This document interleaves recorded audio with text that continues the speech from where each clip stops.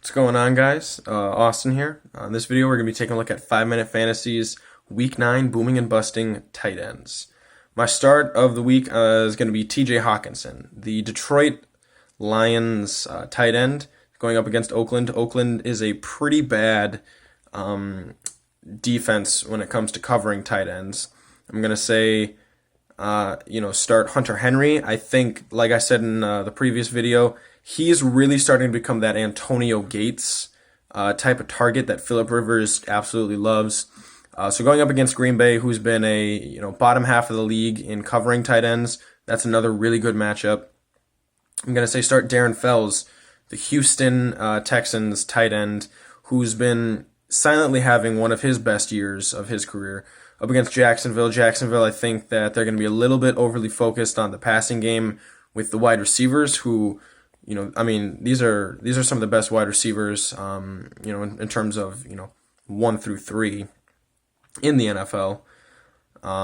So I think that Darren Fells, he's really going to have a lot of opportunity to coming across the middle to get those targets. And then if Chris Herndon of the New York Jets is playing, definitely start him because going up against that Miami defense, he'll be having a lot of opportunity. You saw what Sam Darnold did against the Jacksonville Jaguars with the backup tight end. So now this Chris Herndon guy, if he's going to be coming back, he's extremely athletic. I think he's going to be better than what everyone thought David Njoku of the Cleveland Browns was going to be. And that coupled with the fact that the Miami defense is terrible, I think Chris Herndon could have a really big game. I'm going to say sit Mark Andrews. I think New England's going to lose this game, but only because they're going to be having trouble figuring out how to deal with Lamar Jackson. And I think that they're going to be kind of using this as a scouting report game, because if they have to play Baltimore in the playoffs, I think that they're going to be focused more on knowing how to beat them than even potentially having that extra win at the end of the season.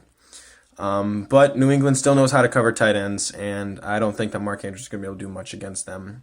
Travis Kelce going up against Minnesota. Minnesota, if they put Anthony Barr out there in pass coverage, I don't think that he's going to be able to do much against Travis Kelce. But I think that they're going to be trying to stop Travis Kelce, from catching anything, and I think that's Minnesota's game plan because Travis Kelce, he's probably the best tight end. I think that George Kittle would have something to say about that, but Travis Kelce out there is going to be the main target for the Minnesota defense, which has been pretty tough. And then I'm going to say Greg Olsen of the Carolina Panthers. Don't start him going up against Tennessee. I love Greg Olsen, nicknamed Old Reliable, but that Tennessee front seven is pretty tough, and I don't think that he'll be able to get much going out there.